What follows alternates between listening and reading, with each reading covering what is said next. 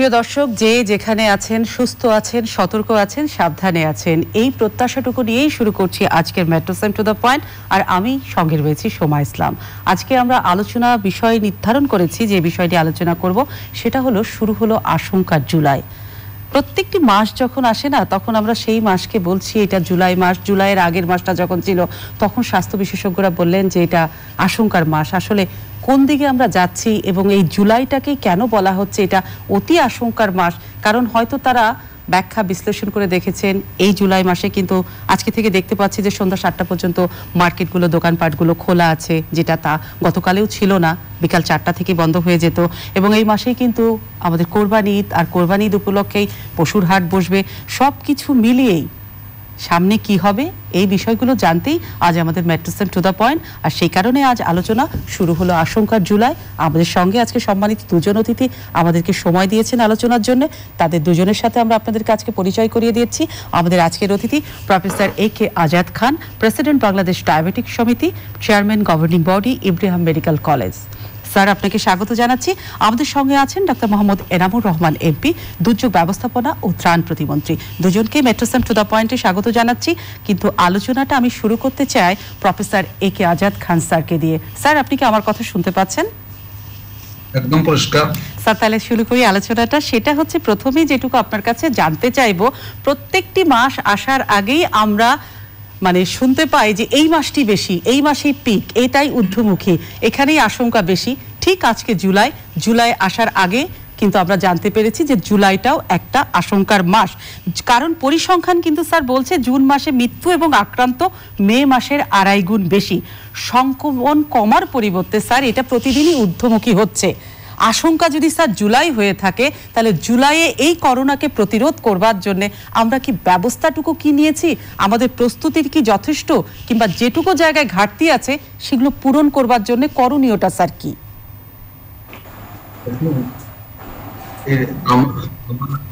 খুবই সাধারণত যে করোনা হঠাৎ চলে যাবে না। করোনা এসে এটা অনেকদিন থাকবে,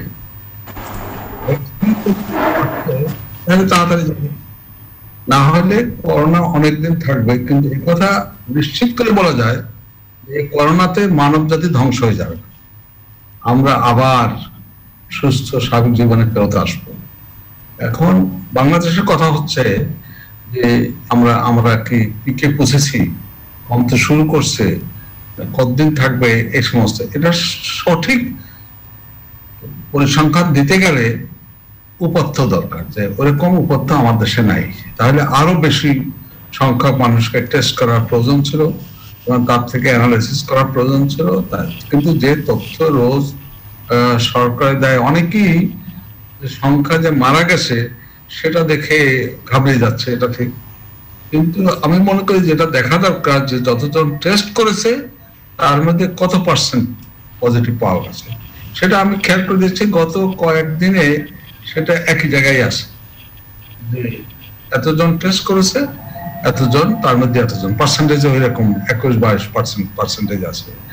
এখানে যদি বেশি টেস্ট করেন তো বেশি লোকের মধ্যে পাবেন, কিন্তু হিসাবটা করবেন কত পার্সেন্টের মধ্যে পাওয়া গেছে। আর এখানে আরেকটি কথা হলো, এখানে যারা টেস্ট করছে তারা সবাই যে কোনো সিমটম ছিল না তা না, তো সিমটম ছিল বা ভয় পেয়েছে কোনো কারণে সে টেস্ট করেছে, র্যান্ডম টেস্ট না। কিন্তু এটা যদি র্যান্ডম টেস্ট করলে আমরা এর চাইতে কম পাবো, এটা কথা নিশ্চিত। এখন মানুষকে কিভাবে এটা নিয়ে করতে, এটা থেকে আমি যত কথাই বলে দুশ্চিন্তা করবেন না, শঙ্কিত হবেন না, এটা বলা সোজা। মানুষের মনে শঙ্কা তো আছে, দুশ্চিন্তা তো কেউ ইচ্ছা করে না। তো আমাদের বলতে হবে যে করোনা নিয়ে বাঁচতে হবে এবং বাঁচা সম্ভব। কিভাবে স্যার সেটা? দেখুন, এই করোনা যে ভাইরাস সম্বন্ধে যতখানি তথ্য জানা গেছে, সেটা হলো 1 নম্বর কথা হলো ভাইরাসটা তো শরীরে ঢুকে মিউকাস মেমব্রেন দিয়ে, চোখের, নাকের, মুখের। সুতরাং আমি যদি চোখ, নাক, মুখ প্রোটেক্ট করে রাখি, তার ঢোকার সম্ভাবনা কমে যাবে। থিওরিটিক্যালি ঢুকবেই না, কথাটা বলছি, কিন্তু আমাদের তো অভ্যাস, হাত চোখের কাছে চলে যায়, নাকের কাছে চলে যায়, মুখে চলে যায়, এবং মাস্ক পরলে নাক আর মুখে যেতে পারে না, চশমা বা আইশিল্ড থাকলে চোখে যেতে পারে না। তবে আরো একটা কথা হলো, এই ভাইরাসটি ইনফ্লুয়েঞ্জা বা ওই জাতীয় ভাইরাস হলেও এই ভাইরাসটি ওই ভাইরাসগুলোর তুলনায় ওজন একটু ভারী, তারপরে বাতাসে ভেসে বেড়ায় না, সেজন্য সোশ্যাল ডিস্টেন্সে রাখলে একজন তার একজন যাবে না, এটা ঠিক। কিন্তু এটা হলো ভাইরাসটা একটু ভারী বলে কোনো সারফেসে পড়ে গেলে সেখানে অনেকক্ষণ সে অ্যাক্টিভ থাকে। তো সেখানে আমাদের হাত লাগলে সে হাত থেকে চোখ নাক মুখে যায়। এটাকে আপনি যদি বিশ্লেষণ করেন যে আমরা কোথাও বাইরে গেলেই কোথাও হাত লাগলে আমরা যে হাত ধুয়ে ফেলি, যেমন এখানে বলা হচ্ছে যে আপনি কিছুক্ষণ পর পরই ধন, কিছুক্ষণ পর পর ধন, এটা ঠিক এক্সাক্ট কথা নয়। কথাটা হলো যে ধরুন আপনার ঘরে আপনি আসেন, সেখানে কারো ভাইরাস ছিল না, আপনি বেরিয়ে হননি, তো ঘরে পাসপোর্ট পর ধুইলে কোনো লাভ ক্ষতি কিছু নাই। কারণ অথচ আপনি বাইরে গেলেন, কোথাও গেলেন, কোনো ট্রান্সপোর্টে উঠলেন, তাহলে সেখানে কে তার আগে গেছে, কার হাত লাগে জানেন না তো আপনি। এমনকি একটা অপরিচিত দরজা খুলতে গেলেও আপনার সে দরজার হ্যান্ডেলে লেগে থাকতে পারে। তাহলে সেটা ঘন ঘন হাত সাবান দিয়ে ধুলি, ভাইরাসটা খুব ভঙ্গুর, যদি আপনি সাবান দিয়ে ধোন তো ভাইরাসের যে হয়ে যায়, ভেঙে যায়, তারপর ইনফেক্টেড থাকে না। স্যার একটু থামাই, এটা তো সতর্কতার জায়গাগুলো আপনি একদম স্পষ্ট করে বললেন, জনগণের বুঝতে অনেকখানি আরেকটু সুবিধা হলো। কিন্তু স্যার ওই যে জায়গাটা বারবারই আবার জনস্বাস্থ্যবিদরা কিংবা বিভিন্ন পরিসংখ্যান দিয়ে বোঝাবার চেষ্টা করছেন যে জুলাইটা ভীষণ ঝুঁকিপূর্ণ। তো এই জুলাইটা কেন ঝুঁকিপূর্ণ স্যার? এটার কোনো ব্যাপার কি আপনার কাছে কোনো গবেষণা আছে যে জুলাইটাকে এত আমরা টার্গেট করে কেন বলছি জুলাই আশঙ্কার মাস? স্যার এই জায়গাটা আমি একটু আপনার কাছে প্রশ্নটি রেখে গেলাম, আমি একটু আমাদের আরেকজন অতিথি আছে তার কাছে একটু জানতে চাইবো অন্য আরেকটি বিষয়ে। মাননীয় দুর্যোগ ব্যবস্থাপনা ও ত্রাণ প্রতিমন্ত্রী, আপনি কি আমার কথা শুনতে পাচ্ছেন? জি, শুনতে পাচ্ছি। যেটি আপনার কাছে জানতে চাই, আসলে একসাথে তো মানুষ করোনার সাথে তো বাংলাদেশের মানুষ যুদ্ধ করছে, আবার একই সাথে করতে হচ্ছে আমপানের সাথেও ফাইট করলে একটি অঞ্চলের মানুষ, তারপরে আবার 12টি জেলায় নতুন করে দেখা দিয়েছে বন্যা। একদিকে জনগণ ফাইট করছে, তার সঙ্গে আবার জনগণকে বাঁচাবার জন্য সরকারের জন্য এটা একটা ভীষণ বড় চ্যালেঞ্জ। প্রাকৃতিক এই তিনটা বিষয়কে নিয়ে তাদের চ্যালেঞ্জের মুখে পড়তে হয়েছে। এখন বিষয়টি যেটি জানতে চায়, মাননীয় প্রধানমন্ত্রী কিন্তু সংসদে দাঁড়িয়ে বলেছেন যত দুর্যোগই আসুক না কেন মানুষ কিন্তু না খেয়ে মারা যাবে না। এই যে তিনি সংসদে দাঁড়িয়ে যে কথাটি বলছেন না খেয়ে মানুষ মারা যাবে না, সেটি কি মাঠের বাস্তবতায় সেটির প্রতিফলন কি ঘটছে? মানুষ কি আসলে বন্যাত্ম এবং করোনায় যারা কর্ম হারিয়েছে সেই মানুষগুলোর কাছে কি ত্রাণ পৌঁছাচ্ছে? তারা কি ত্রাণ পাচ্ছে মাননীয় মন্ত্রী? ধন্যবাদ। আপনি দেখছেন যে বাংলাদেশে করোনার জন্য 26 মার্চ থেকে সাধারণ ছুটি ঘোষণা দেওয়া হয়েছিল এবং সেই ছুটি 30 মে পর্যন্ত ছিল এবং 22 মার্চ মাননীয় প্রধানমন্ত্রী কিন্তু আমাদেরকে ডেকে একই কথাই বলেছিলেন যে এই ছুটিতে অনেক মানুষ কর্মহীন হবে, অনেকের সঞ্চয় ফুরিয়ে যাবে, শুধু দরিদ্র সীমার নিচের মানুষ নয়, দরিদ্র মানুষ এমনকি মধ্যবিত্তরাও সঞ্চয় ফুরিয়ে যাওয়ার কারণে খাদ্য সংকটে ভুগবে। তাদেরকে খাদ্য সহায়তা দিতে হবে, তাদেরকে তালিকাভুক্ত করে তাদের বাড়িতে খাদ্য পৌঁছে দিতে হবে এবং সেই অনুযায়ী কিন্তু আমরা একটা নীতিমালা গ্রহণ করি এবং 64টা জেলা প্রশাসকদের সভাপতিত্বে আমরা কমিটি করে দেই, জেলা কমিটি, এবং উপজেলায় ইউনিয়ন সভাপতি উপজেলা কমিটি করি, ইউনিয়ন পরিষদের চেয়ারম্যান, ওয়ার্ড পরিষদের সদস্য, সিটি কর্পোরেশনের মেয়র এবং ওয়ার্ডগুলোতে কাউন্সিলরদের সভাপতিত্বে কমিটি করা হয়। সেই কমিটিতে মাননীয় সংসদ সদস্যদেরকে উপদেষ্টা করা হয় এবং স্থানীয় রাজনীতিবিদ, এনজিও প্রতিনিধি কমিটি করে দেওয়া হয় এবং তাদেরকে দায়িত্ব দেওয়া হয় যে যারা খাদ্য সংকটে আছে তাদের তালিকা প্রস্তুত করে তারা বাড়ি বাড়ি খাদ্য পৌঁছে দিবেন। এবং শুরুতে 26 মার্চ ছুটি ঘোষণা হলে আমরা 24 মার্চেই সমস্ত জেলায় আমরা নগদ টাকা, চাল এবং শিশু খাদ্যের জন্য আমরা মাননীয় দুর্যোগ প্রতিমন্ত্রী, আমরা সেই বিষয়টা আপনি বহুবার বলেছেন, কিন্তু এখন যেটা নতুন সংকট আপনাদেরকে চ্যালেঞ্জ হিসাবে নিতে হয়েছে সেটা হচ্ছে 12 জেলায় নতুন করে যে বন্যা দেখা দিয়েছে সেটা এবং আমপান পরবর্তী যে দুর্যোগটা, সেটির সঙ্গে আপনারা কি করে সাধারণ মানুষকে একাত্ম করে তাদের কাছে খাবার পৌঁছে দিচ্ছেন?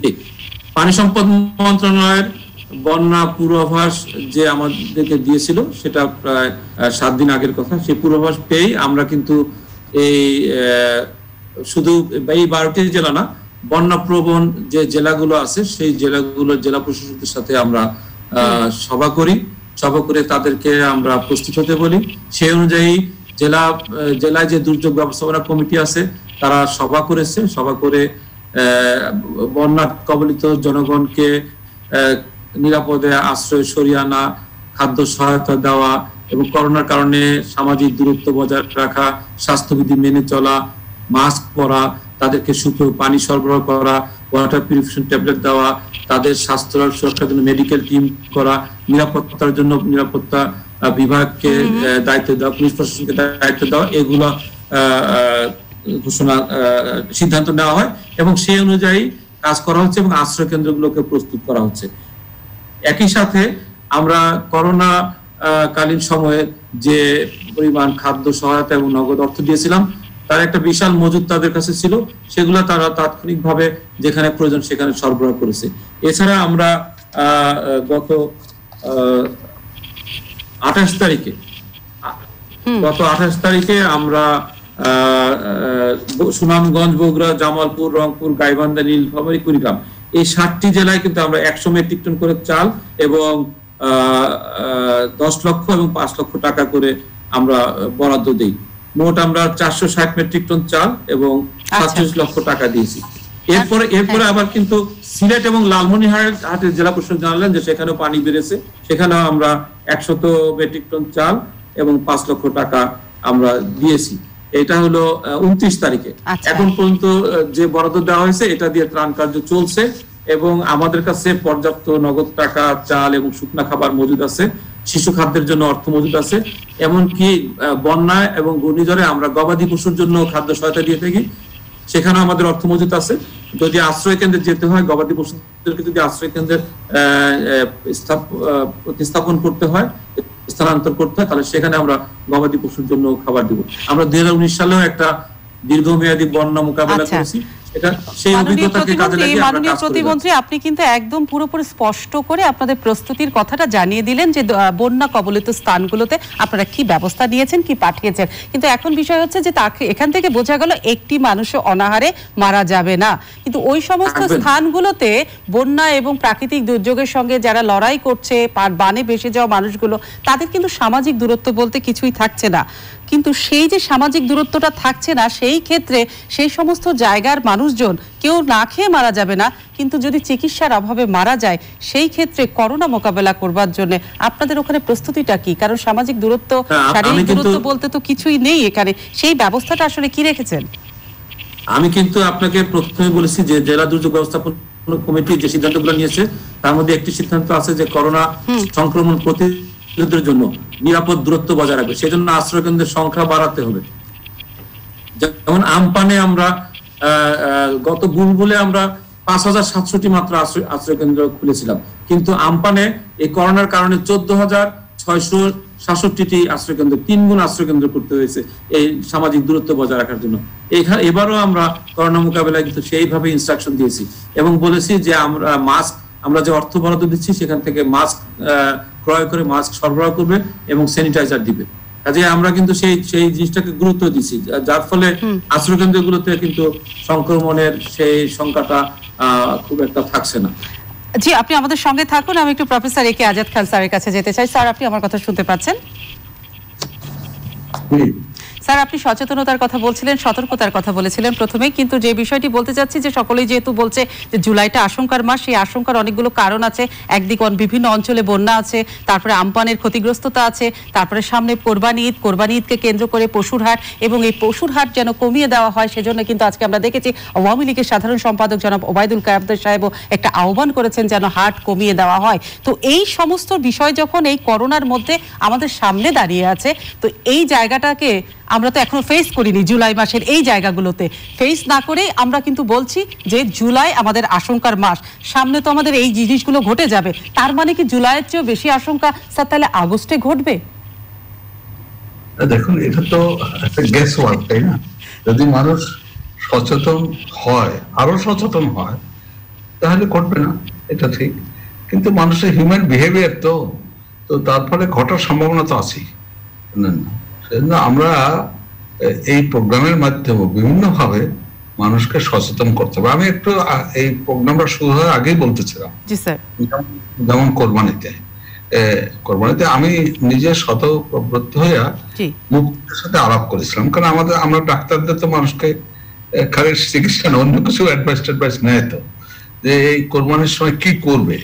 তো ওনারা বললেন যে কোরবানি যে দিলে সেই গোশত যে দেয় তাকে খেতে হবে কিছুটা, এটার কোনো ধর্ম ভিত্তিক নাই।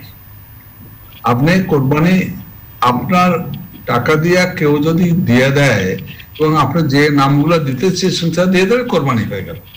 তো সুতরাং আমি একটা অ্যাডভাইস করছি সবাইকে, যে আপনারা যেখানে গ্রামের দিকে যেখানে এরকম কম, তো কোরবানিটা এবার এখানে নিজে গরু কিনে না দিয়ে গ্রামে আত্মীয় স্বজন তো আসি, তাদের টাকা দিয়ে তারা কোরবানি দিয়ে দিলে তো হয়ে গেল, তাতে তো রিস্ক কমে যাবে তো অনেকটা। এরকম ভাবে আমাদের লোককে সচেতন করতে হবে। এটা আশঙ্কা তো আছেই, কিন্তু আশঙ্কাটাকে সংকার থেকে সাবধানতায় রূপান্তরিত করতে হবে। স্যার, টেস্টের ব্যাপার যেটা আপনি বলছিলেন, যে টেস্ট যত বাড়বে তত কিন্তু আক্রান্ত কিরকম সংক্রমিত হচ্ছে সেটা জানা যাবে। স্যার, এখন পর্যন্ত কি পর্যাপ্ত পরিমাণ টেস্টটা করা হচ্ছে, কিংবা কত প্রতিদিন হওয়া উচিত বলে আপনি মনে করেন স্যার? কোনো ফিগার নাই।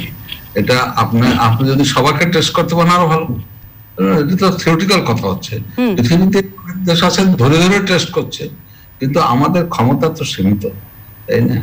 বাংলাদেশ তো ওইরকম ধনী দেশ নয়। স্যার, এই সীমিত ক্ষমতার মধ্যে আমরা কি পর্যাপ্ত যা করছি?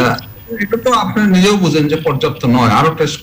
এখানে মাননীয় মন্ত্রী আছেন, আমি ওনাকেও লক্ষ্য করে বলছি, বাংলাদেশে কিন্তু টেস্ট করার ক্যাপাসিটি আরো বেশি আছে, করতে পারে।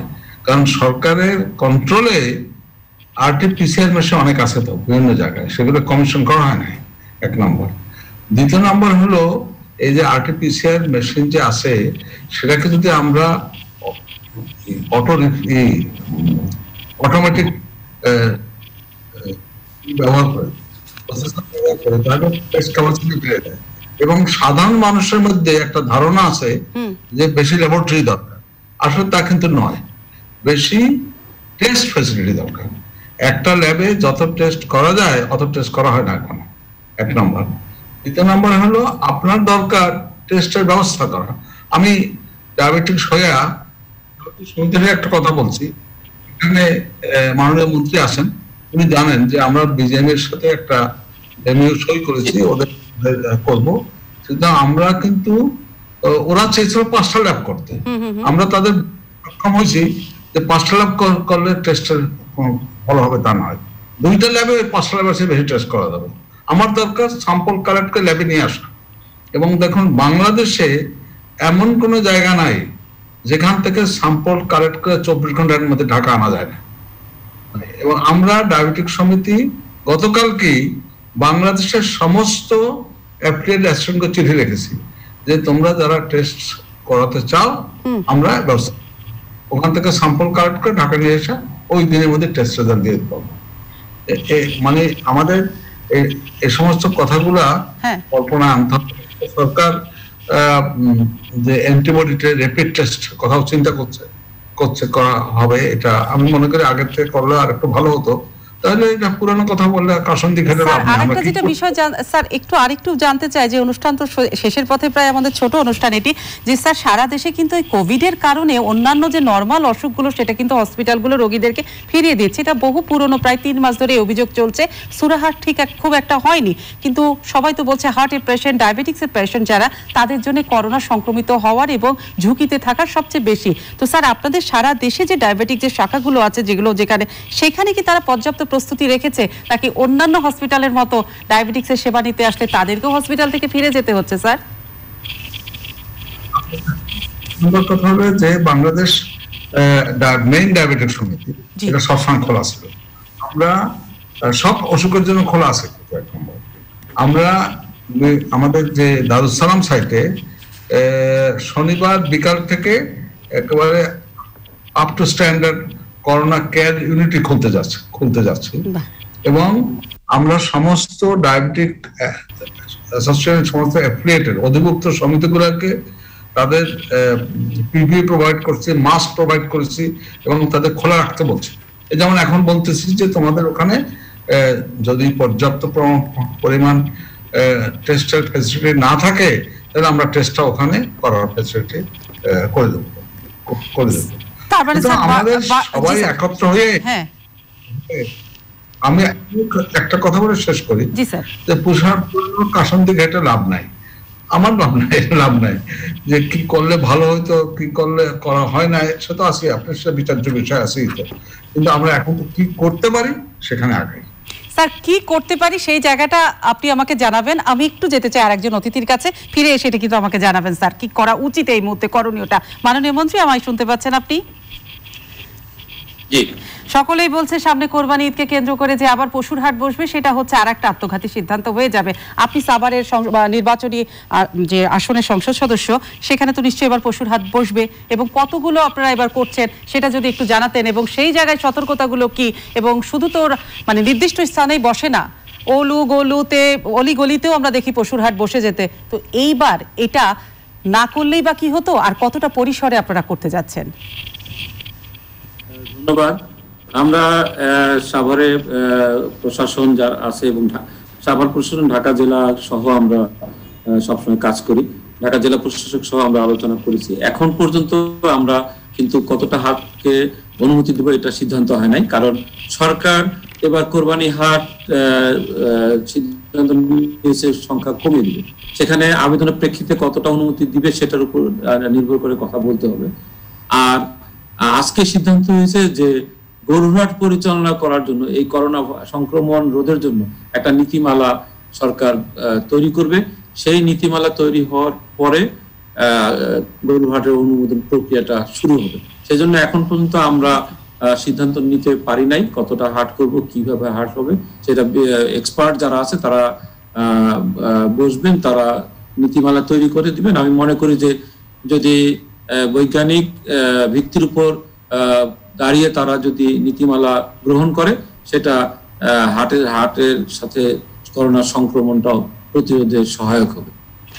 আমি আরেকটা বিষয় জানতে চাই যে সেটা আপনি আপনার জায়গা থেকে পরিষ্কার বললেন যে একটা বৈজ্ঞানিক ভিত্তিক নীতিমালা তৈরি হচ্ছে এই বিষয়ে, আর যেটা হচ্ছে করোনার কোন জায়গাটাতে আমরা দাঁড়িয়ে আছি, মানুষের এখনো হাহাকার যে টেস্ট পর্যাপ্ত নয়, চিকিৎসা ব্যবস্থাটা হচ্ছে না, জুলাই মাসকে বলা হচ্ছে আশঙ্কার মাস। আপনি নিজে একজন চিকিৎসক, সব জায়গা থেকে কি বলবেন যে যথেষ্ট পরিমাণে কি মানুষ তার করোনার সেবাটা পাচ্ছে? এবং অনেকে অভিযোগ তুলছেন যে স্বাস্থ্য সেবাটা একদম ভেঙে পড়েছে এবং প্রত্যেকটি জায়গায় দুর্নীতির খাত, দুর্নীতির নানান চিত্র দেখা যাচ্ছে। তো সেই জায়গা থেকে আপনি কি ভরসার কথাটা বলবেন আমাদেরকে?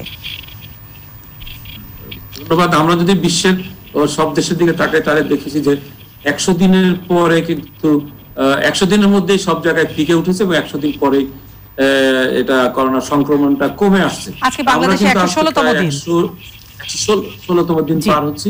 তারপরে আমরা কিন্তু আমাদের যে গ্রাফটা সেটা কিন্তু ফ্ল্যাটেনিং অবস্থায় রান করছে, এটা বাড়ছেও না কমছেও না, সামান্য কিছু ফ্ল্যাকচুয়েট করতেছে। এবং এটা দেখে কিন্তু অ্যাসেস করা যাচ্ছে না যে এটা দ্রুত কমবে কিনা বা আরো কতদিন এটা কন্টিনিউ করবে। তবে আমাদের টেস্টের যে ক্যাপাসিটি ছিল, প্রথমে আইডিএসআর একটা ল্যাব ছিল, সেখান থেকে এখন 68টা সরকারি বেসরকারি ল্যাবে পরীক্ষা চলছে। আমরা মনে করি যে এটা আমাদের সক্ষমতা যথেষ্ট বাড়িয়েছে এবং প্রায় 18 থেকে 19,000 টেস্ট হচ্ছে প্রতিদিন। আর চিকিৎসার ব্যবস্থা বলছেন যে এক সময় প্রথম দিকে খুব চিকিৎসা ব্যবস্থা সমন্বয়হীনতা ছিল, করোনা চিকিৎসা রোগীদের বেড সংখ্যা কম ছিল, আইসিইউ ফ্যাসিলিটি কম ছিল, কিন্তু সরকার কঠোর সিদ্ধান্তের ফলে মাননীয় প্রধানমন্ত্রী যখন নির্দেশনা দিলেন যে সরকারি বেসরকারি সকল চিকিৎসা প্রতিষ্ঠানকে এগিয়ে আসতে হবে, করোনা চিকিৎসার দায়িত্ব নিতে হবে, এরপরে কিন্তু সরকারেরও অনেকগুলো হাসপাতালে করোনা ইউনিট করা হয়েছে এবং করোনা রোগীদের জন্য বেড বাড়ানো হয়েছে, আইসিইউ ফ্যাসিলিটি করা হয়েছে। সেভাবে সেই সাথে সাথে বেসরকারি মেডিকেল কলেজ হাসপাতাল, বেসরকারি হাসপাতালগুলোতেও কিন্তু করোনার চিকিৎসা ব্যবস্থা করা হয়েছে। এবং আপনি আজকে 3-4 দিন থেকে শুনতে পাচ্ছেন যে প্রায় সব মিলিয়ে 10,000 বেড কিন্তু এখন খালি পড়ে আছে, আর প্রায় 200 আইসিইউ বেড খালি আছে। এই অবস্থায় বোঝা যায় যে আমাদের সামর্থ্য কিন্তু বেড়েছে, সক্ষমতা, চিকিৎসা সেবার সক্ষমতা বেড়েছে, মানুষকে সেবা দেওয়ার ধীরে ধীরে সক্ষমতাটা বাড়িয়েছে, জায়গা হয়েছে। যন্ত্রপাতি যেটা প্রয়োজন সেটারও সংযোজন করা হয়েছে এবং আপনি জানেন যে 2000 চিকিৎসক এবং 5050 জন সেবিকা নিয়োগ দেওয়া হয়েছে, প্রায় 1200 টেকনিশিয়ান নিয়োগ দেওয়া হয়েছে, তাদেরকে প্রশিক্ষণ দিয়ে কাজ করা হচ্ছে। এর ফলে কিন্তু এখন কিন্তু ক্যাপাসিটি বিল্ড আপ হয়েছে, এখন কিন্তু আমরা সেই হতাশার জায়গাটাই নাই। এখন শুধু হতাশার জায়গাটা নাই, যেটা বলতে পারছেন যে মাননীয় মন্ত্রী যে আমরা একটা সক্ষমতার জায়গায় পৌঁছে গেছি, কিন্তু সেই জায়গা থেকে আপনি কিন্তু একটা কথা বললেন যে করোনা আসলে কবে যাবে সেটা আপনি যেমন জানেন না, কেউই তো বছরে বলতে পারছে না করোনা কখন যাবে। কিন্তু করোনা যাবে না, কবে যাবে সেটা যেহেতু আমরা কেউ জানি না, কিন্তু সেখানে কিন্তু সবকিছুই খুলে গেছে, দোকানপাট, ব্যবসা বাণিজ্য, জনসমাগম, পরিবহন সবই চলছে। এটার পিছনে অবশ্যই যুক্তি আছে যে জীবন আর জীবিকা, কিন্তু জীবনটা যদি না থাকে জীবিকাটা দিয়ে কি হবে সেটা একটা বড় প্রশ্ন। কিন্তু সবকিছু খুলে দিয়ে সবকিছুকে আবার বন্ধ করা যাবে কি করে, যেহেতু আপনারা সকলেই বলছে যে একটা পিক টাইমের মধ্যে যাচ্ছি, কিংবা জুলাই একটা ঊর্ধ্বমুখী সময়, মৃত্যুর হার কমছে না, সংক্রমণও দিনের পর দিন বেড়ে যাচ্ছে, তাহলে সব খোলা রেখে কি করে এটা করোনা কমবে?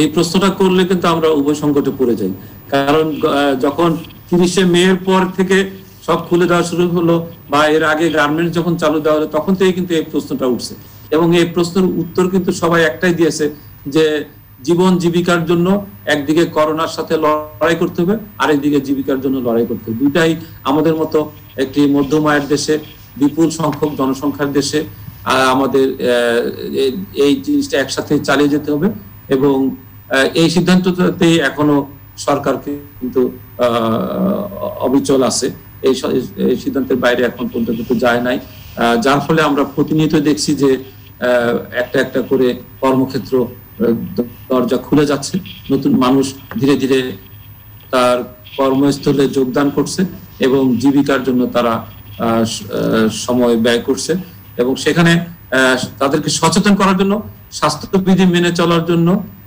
সরকার কিন্তু প্রচারণা চালিয়ে যাচ্ছে। জি, আমি একটু প্রফেসর এ কে আজাদ খান স্যারের কাছে যেতে চাই। মাননীয় মন্ত্রী, আপনি আমাদের সঙ্গে থাকুন। স্যার, আপনি কি আমায় শুনতে পাচ্ছেন? স্যার, আপনি যেটা বলছিলেন আমাদের এই মুহূর্তে করণীয়টা কি, আপনি অবশ্যই জানাবেন আমাদের করণীয়টা কি।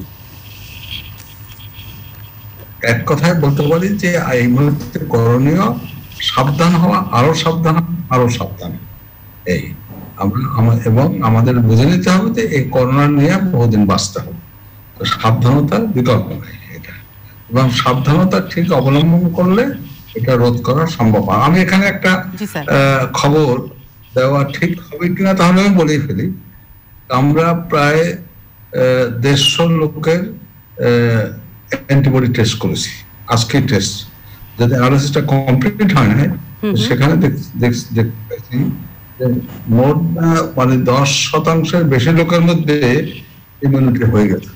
স্যার, আমি একটু আপনাকে থামাচ্ছি, আপনি একটু থামাচ্ছি। প্রিয় দর্শক, আমি কিন্তু চ্যানেল আইয়ের টেলিভিশন পর্দা থেকে আপনাদের কাছ থেকে বিদায় নিচ্ছি, কিন্তু আমি কিন্তু সরাসরি এই মুহূর্তে যুক্ত হচ্ছি চ্যানেল আইয়ের ভেরিফাইড যে ফেসবুক পেজ এবং ইউটিউবে। চলুন দর্শক, আমরা সেখানে চলে যাই। আমাদের সঙ্গে কথা বলছিলেন প্রফেসর এ কে আজাদ খান।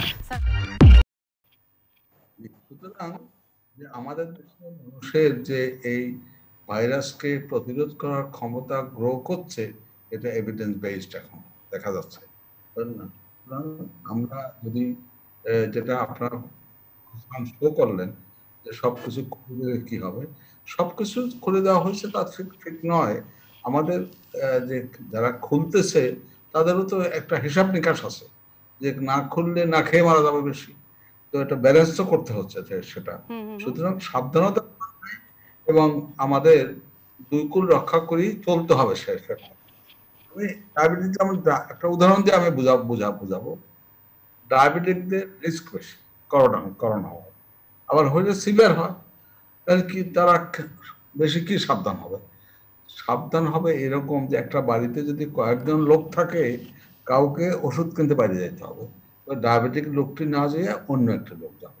এটা এই যে আমাদের যে বিচার ব্যবস্থা, এই যে ঠিক মতো হিসাব করে চলা, এইটাতে মানুষকে এনকারেজ করতে হবে এবং মানুষের মধ্যে আমি মনে করি আশা জাগাতে হবে। দেখেন কোভিডে যদি আপনি ওইভাবে ধরেন, কোভিড ঢুকলে বডিতে কত % লোক মারা যায়? 1%-এর কম লোক। আমরা দেখতেছি যাদের সিভিয়ার অসুখ হয়েছে ওদের মধ্যে দেখতেছি।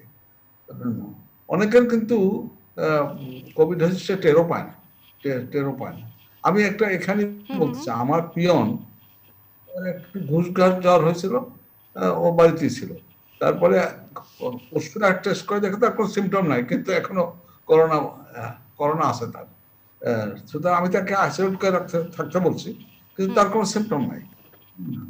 স্যার আরেকটা বিষয় আপনার কাছে যেটা জানতে চাই যে বারডেম হসপিটাল কিন্তু এত কিছু করছে, আপনি একটা নতুন খবর জানালেন, আসার খবর বললেন, তারপরে আপনারা সাভারে যেটা করছেন বুথ টেস্টিং বুথ করেছেন, অনেক কিছু বারডেম হসপিটাল করছে, কিন্তু এত কিছু করার মধ্যে থেকেও সেই হসপিটালের চিকিৎসকরা কেন স্যার আন্দোলনে গেল? কেন তারা 5 দফা দাবিতে তারা বলছে তাদের সুরক্ষা সামগ্রী নেই, তাদের পিপিই নেই, তাদেরকে টেস্ট করতে হবে, পরিবারে 5 লক্ষ কিংবা 10 লক্ষ টাকার একটা প্রণোদনা দিতে হবে, এই যে নানান কিছু অভিযোগ নিয়ে, এবং চাকরির স্থায়ীকরণ করে দিতে হবে, স্যার এই জিনিসগুলো এই মুহূর্তে ডাক্তার যে আন্দোলন করছে সেই আন্দোলনটা করার দাবিটা কতখানি যৌক্তিক, আর আপনারা কতখানি মেনে নিয়েছেন, নাকি এটাকে মানে তাদের দাবি ছাড়াই তারা আন্দোলন থেকে সরে আসতে হবে? এখানে দুটো জিনিস, এই যে যে ডাক্তাররা করেছে, এটা কিন্তু আপনার কথায় একটা ভুল আছে যে ডাক্তাররা সবাই করে, একটা গ্রুপের ডাক্তার করছে। সেই গ্রুপটা কারা? যারা ওখানে ট্রেনিং এর জন্য গেছিল, এবং ওটা একটা ট্রেনিং পিরিয়ড আছে, এবং তারা কিন্তু চাকরি করছিল না, তারা কিন্তু জবে নাই, তারা তো ট্রেনিং হিসাবে আছে, এবং সেখানে তাদের একটা বেতনও দেওয়া হয়নি, ট্রেনিং ভাতা দেওয়া হচ্ছিল, এবং নিয়মটা হলো ট্রেনিং শেষ হলে তারা চলে দিয়ে আবার অন্য ট্রেনিং ব্যাচ আসবে। এখন তারা যদি সবাই বলে আমাদের চাকরি পার্মানেন্ট করে দেন, তার বার্ডেন তো ফেল হয়ে যাবে, করতে পারবে না তো, আর ট্রেনিং সিস্টেমটাই তো ফেল হয়ে যাবে। কিন্তু আমি যদিও ডাইরেক্টলি বার্ডেন চালাই না, তাহলেও বার্ডেন যারা চালায় তাদের সাথে আলাপ করে, আজকেও আলাপ করছি, এবং তাদের আমরা বলেছি যে তোমরা যারা এখানে ট্রেনিং নিয়েছে, তারা যখন চাকরিতে লোক নিতে হবে তাদের প্রেফারেন্স নিও, তাদের নিয়েও। কিন্তু যদি আপনি বলেন, তারা সবাই বলেন আমার এখনই পার্মানেন্ট চাকরি করে দিয়ে দাও, তাহলে সে বার্ডেন সেই বেতন কোথেকে দিবে, বা তাহলে সিস্টেমটাই তো ফেল হয়ে যাবে।